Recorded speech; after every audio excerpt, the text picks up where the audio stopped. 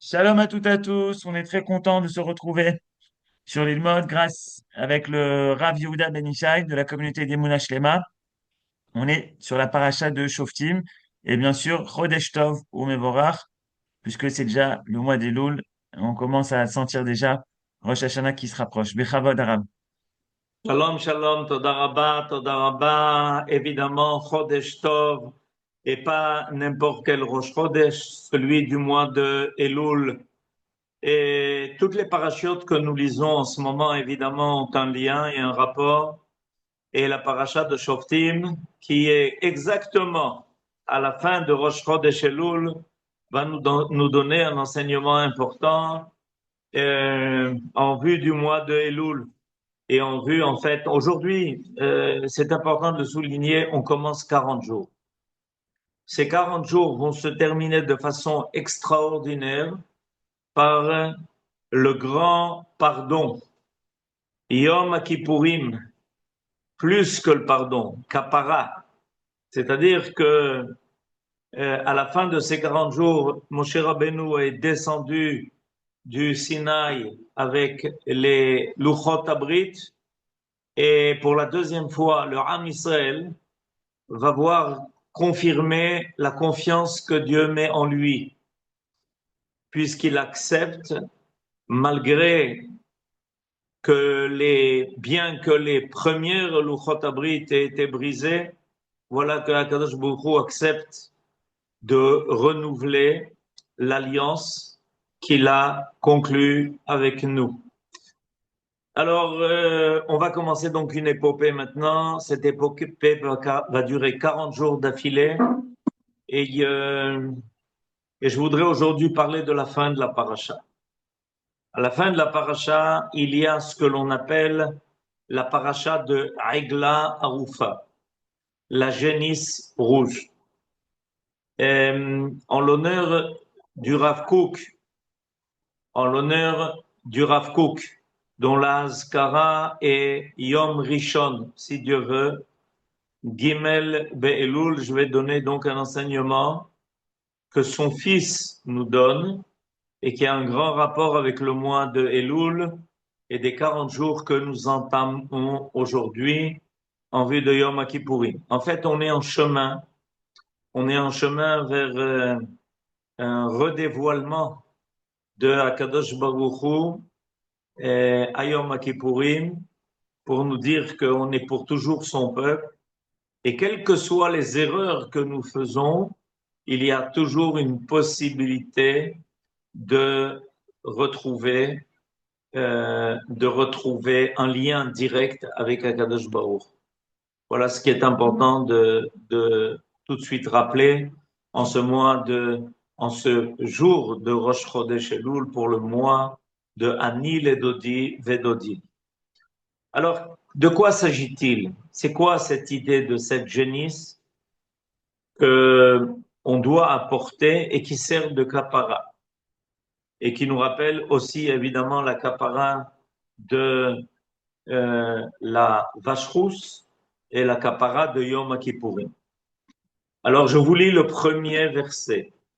Ki yimatse halal ba'adama, asher Adonai Elohecha noten lecha lerishta, nofel basade, lo noda mi ikau. Quand on trouvera euh, la dépouille de quelqu'un qui se trouve jeté comme ça dans un champ, dans la terre que Dieu nous a donnée en héritage. Donc il s'agit d'une loi qui est particulière à Eretz Israël. Cette loi dont on va parler est une loi qui concerne le peuple d'Israël installé sur sa terre, qui nous a été donnée en héritage par Akadosh Baruch Hu. Il est Nofel Basadeh. On rencontre tout d'un coup un cadavre. Et la fin du pasuk, Lonoda mi ikau. Et on ne sait pas qui l'a tué. Alors il y a ici une situation extrêmement grave, extrêmement difficile. Cette situation, elle est qu'il y a eu d'abord évidemment un assassinat, un crime qui s'est passé sur cette terre d'Eretz Israël, qui est Eretz HaKodesh. La terre d'Eretz Israël est très sensible. Elle réagit à tous nos actes, à toutes nos paroles et même à nos pensées. C'est une terre qui est très à l'écoute, qui sent ce qui se passe sur elle. C'est vrai pour les bonnes choses. Et évidemment, elle est destinée à être la terre de la révélation divine totale dans le monde. Eretz HaKodesh. Mais elle est aussi sensible aux erreurs qui se font sur elle.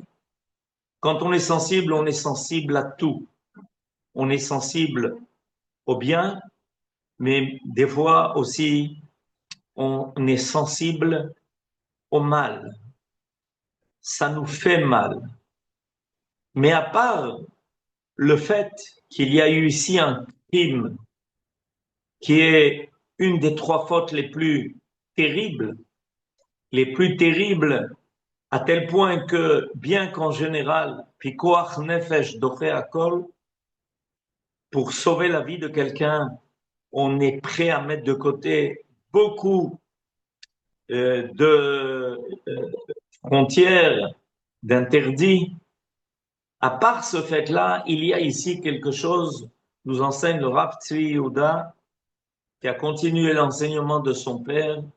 Il y a le fait que on ne sait pas qui a commis le crime. Et on va essayer d'expliquer pourquoi c'est tellement grave. L'onoda mi ikaou.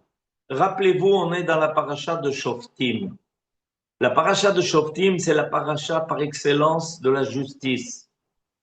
C'est la paracha par excellence où le peuple d'Israël doit mettre en place les organismes qui permettent à ce peuple de fonctionner de la façon la meilleure possible, en toute harmonie. Il doit y avoir ici quelqu'un qui dirige le peuple, ce que l'on appelle le Melech. Il doit y avoir le Sanhedrin, il doit y avoir des Shoftim. Et voilà que il y a un crime et on ne sait pas qui a commis le crime. C'est un crime qui est impuni. Nous dit le Rav Tzvi Yehuda un enseignement extrêmement important. Il y a une grande différence entre une faute dont on connaît l'auteur et d'une faute qui reste un mystère. On ne sait pas qui est le criminel.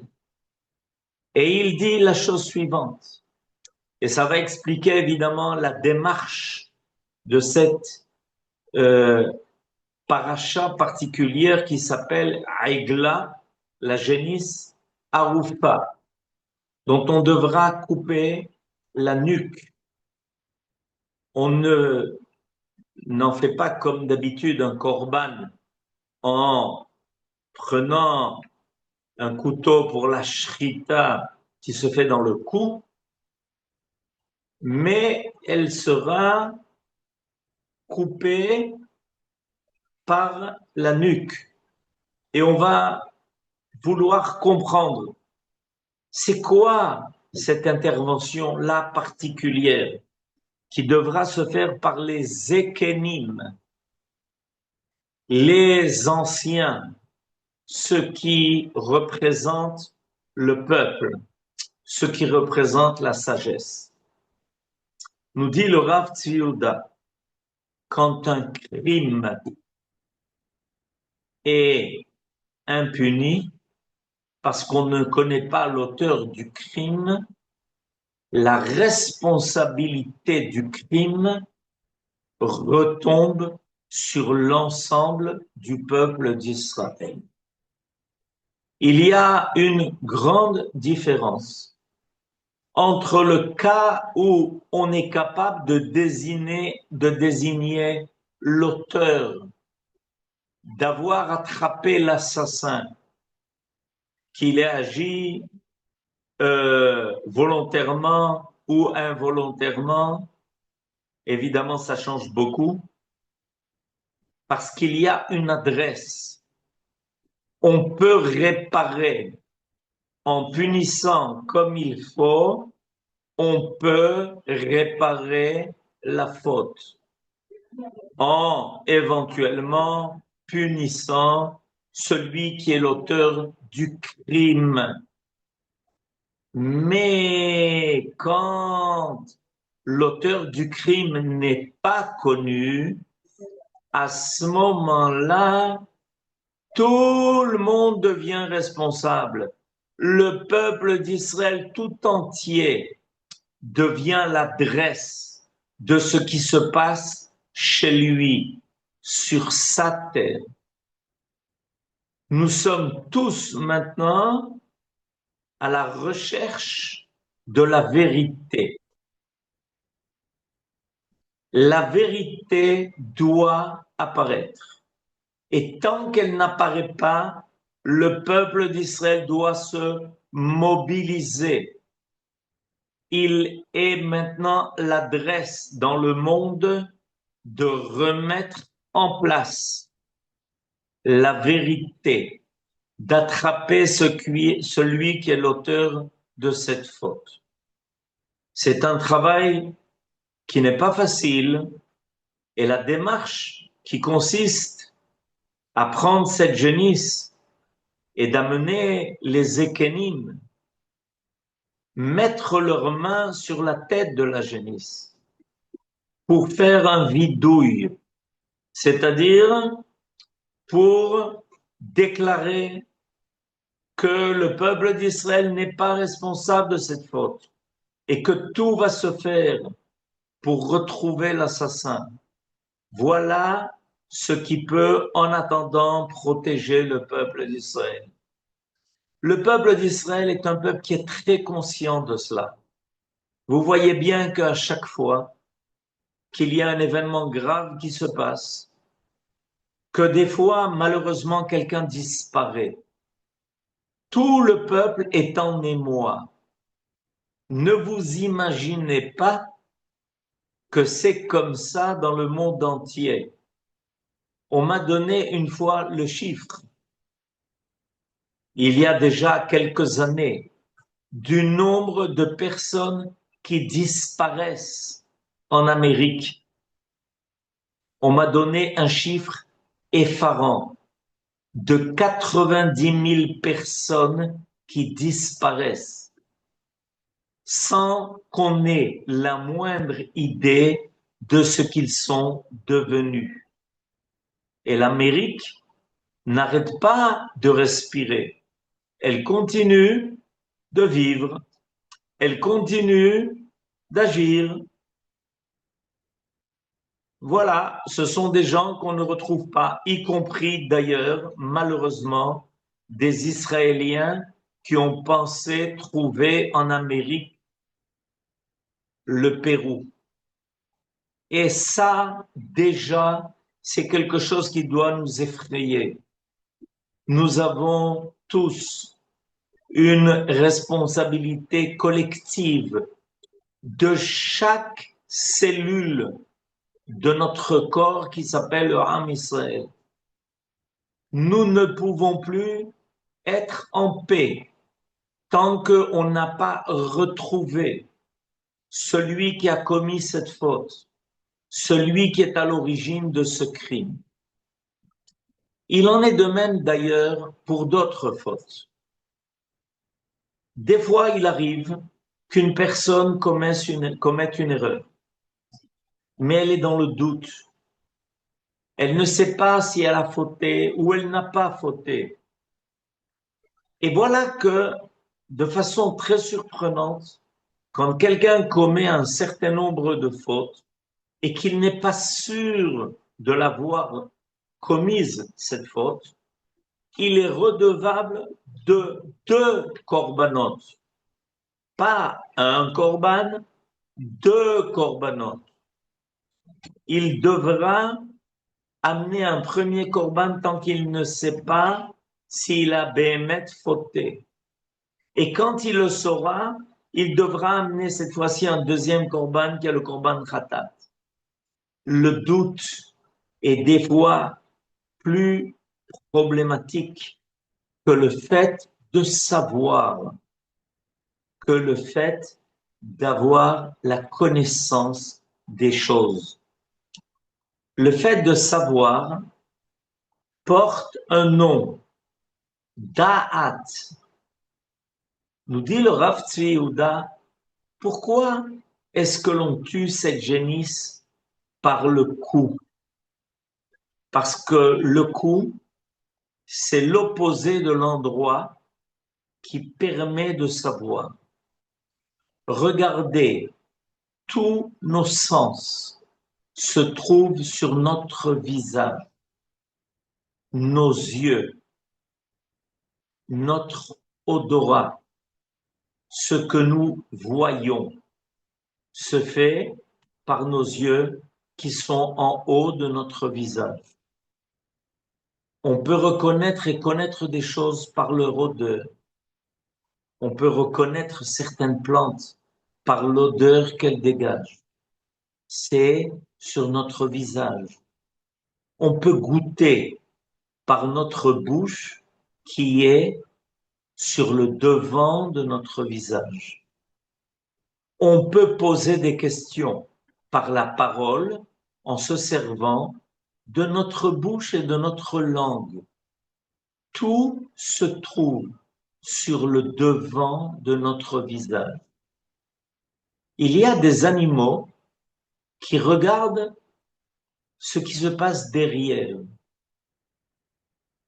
Par contre, l'homme n'a sa connaissance que par l'avant de sa personne, par ce qui se trouve sur sa face.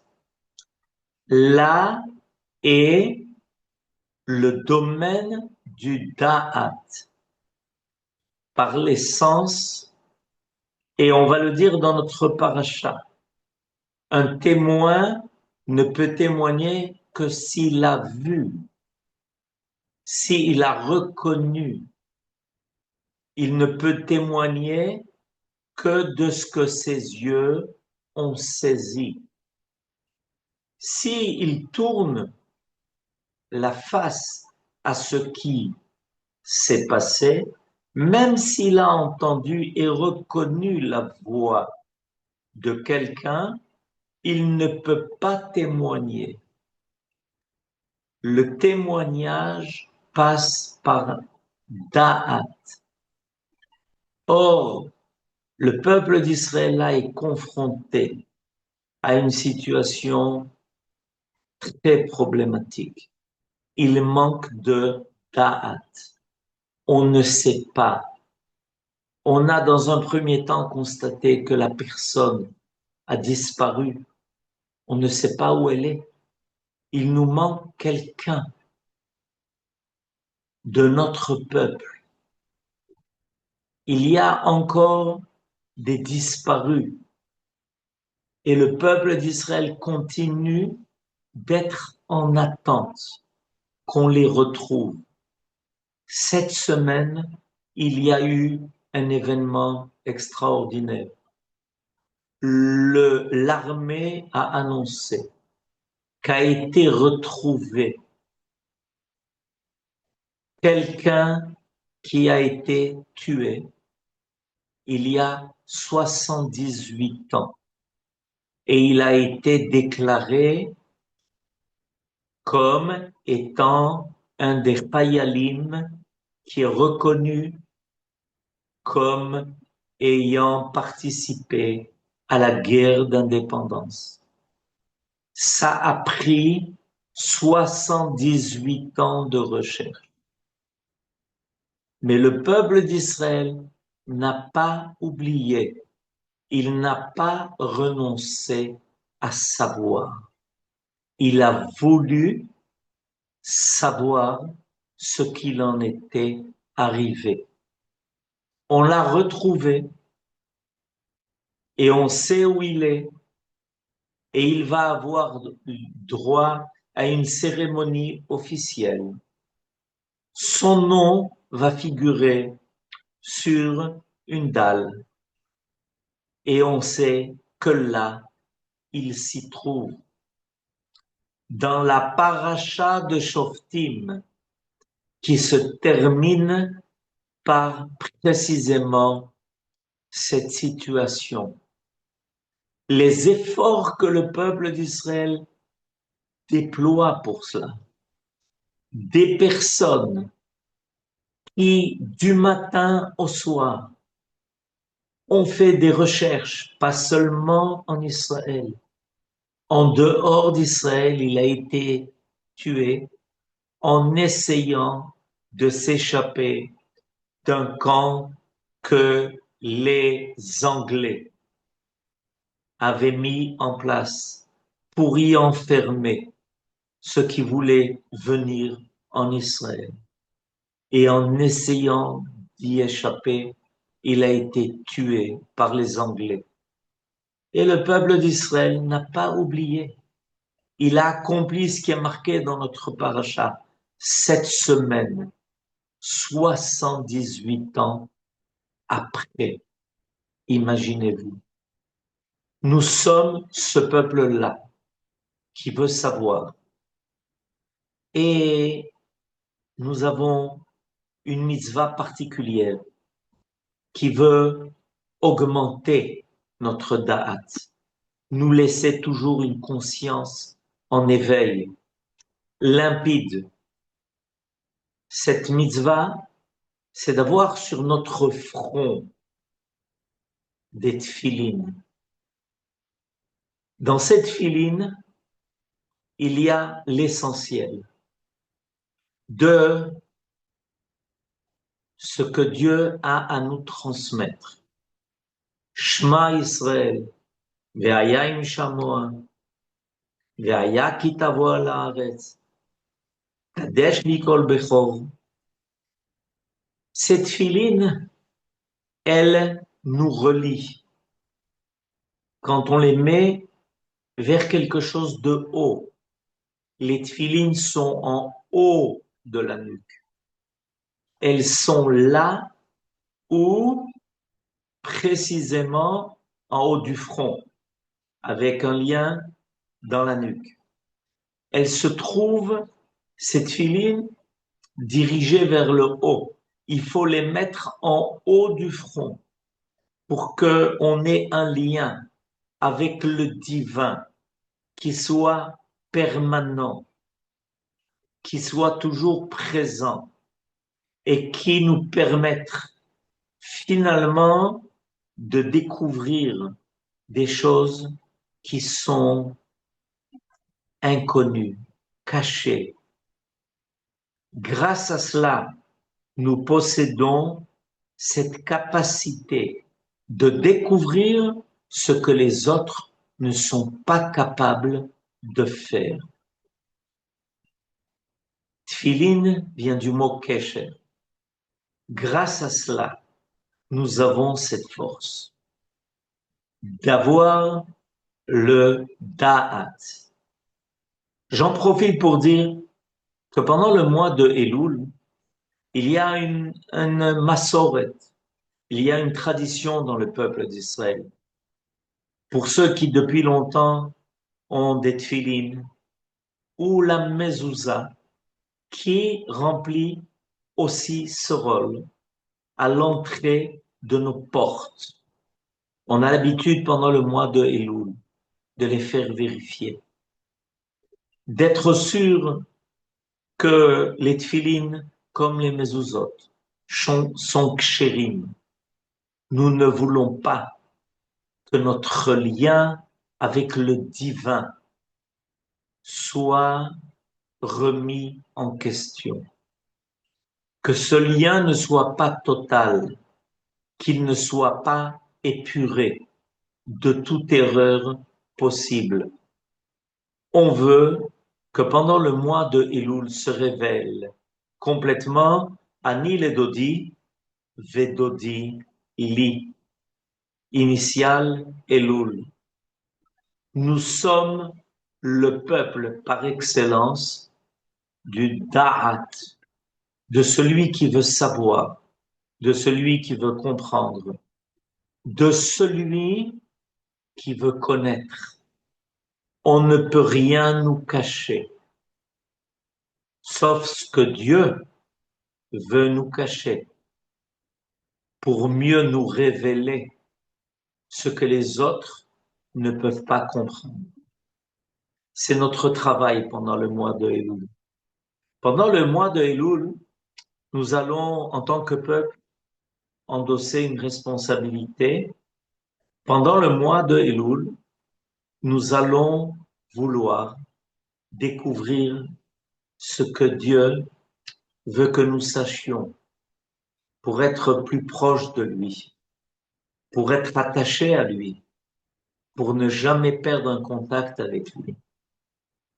Quand on dit ce verset de Shirashiri Mani le Dodi Vedodili, on est en train de dire qu'on ne veut pas qu'il y ait d'interférence entre nous et le roi de l'univers.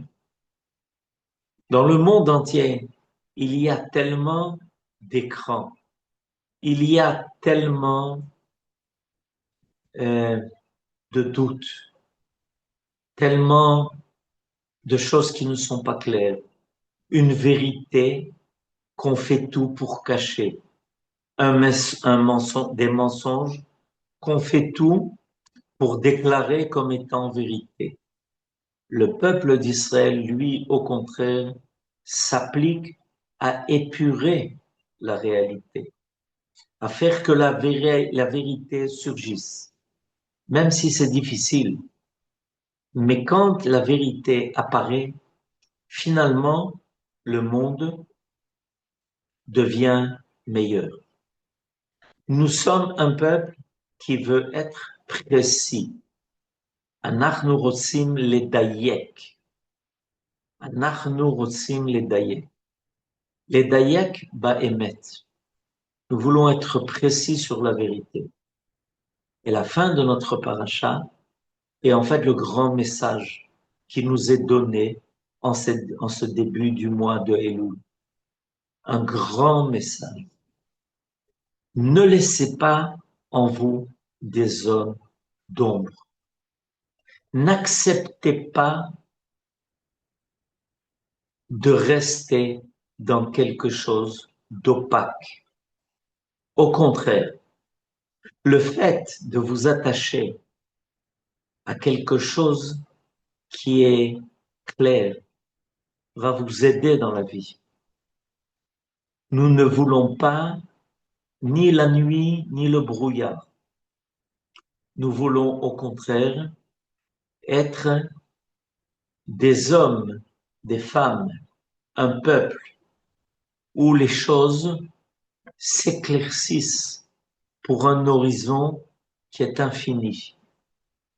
Ceux qui pensent qu'il n'y a pas d'avenir se contentent de rester dans l'incertitude. La foi, elle, préfère la certitude. On peut poser des questions, mais on se doit de trouver, de faire l'effort pour trouver des réponses. Voilà, à la fin de notre paracha, une situation, un cas où une question se pose, mais personne ne reste à la maison. On fait sortir les gens les plus notables pour aller rencontrer cette grande question qui apparaît au sein de la société. Qui a commis cela? pour que se révèle la vérité et que le peuple d'Israël se dise qu'il a contribué parce que Dieu nous y a fait associer, que le peuple d'Israël a contribué à faire apparaître cette vérité, où on est capable maintenant, à partir de dimanche, pour les Sfaradim,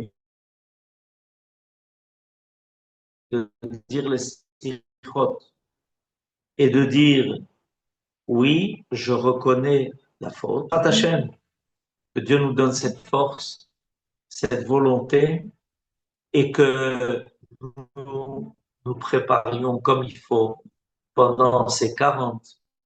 Et Amen, Ken Yehi Ratzon. Shabbat Shalom et Chodesh Tov. À tout le monde. Chodesh Tov. Shabbat Chodesh Shalom. Tov, Shabbat Shalom. Shabbat Shalom. Bakasha. Chodesh Tov. Chodesh Tov, Shabbat Shalom. Chodesh Tov et Shabbat Shalom. Chodesh Tov, Chodesh Shabbat Tov et Shabbat Shalom. Shabbat Shalom. חודש טוב ושבת שלום, ברכה והצלחה. Amen. תודה רבה על השיעור הנפלא. אמן. תודה רבה. Shabbat Shalom J'ai une question. Est-ce que les slichot commencent Motzei Shabbat ou dimanche? C'est Shabbat. C'est Shabbat. Minuit et demi. Motzei Shabbat ou dimanche? Samedi soir à minuit et demi. Ah, ben voilà, il me semblait bien. Chez les Sfaradim. Ok, merci. Oui, nous on a encore un mois. Oui, mais ma partie droite, elle est Sfaradi, donc je commence maintenant. Et la partie gauche, elle commence plus tard. Kol hakavod. J'espère qu'il n'y aura pas de marloquette.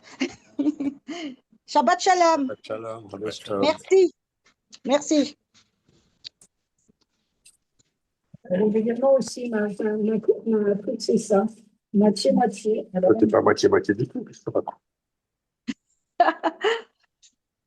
Quand tu m'as venu avec une séparade. Oui, ça arrive. Ça arrive d'être Ça moitié arrive, hein. séfarade, moitié ashkénaze. Ça ne sort pas Ouais. de l'ordinaire. Hein, c'est les enfants qui sont moitié-moitié. Nous, on n'est pas moitié-moitié.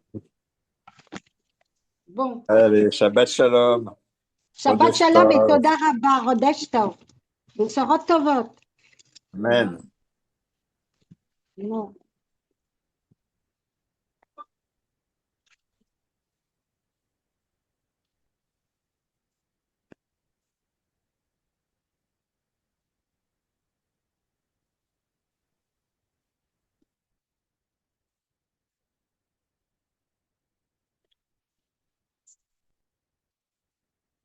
Merci, Toda Rabba. Toda Mati. À la Ezra. Avant de finir, on va voir tout ton exil.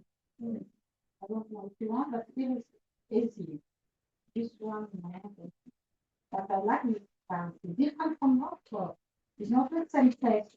It's like, you see, Oxford, Bina, Sigmund, Sartaki. You want to test a little piece? This one is Roquefort. Our test is not like Roquefort that you know. It's from France. I don't know if it's easy. You feel the Roquefort? This one is easy.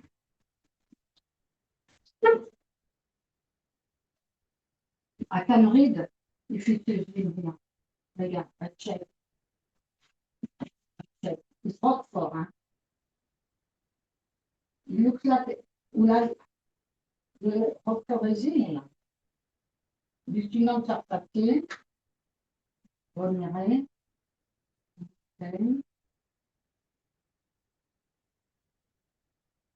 Roquefort. חלק, נכון, חלק כבש ובקר ביחד. כבש ובקר, מה זה אומר? כבש וז'ימה. שזה לא בקר.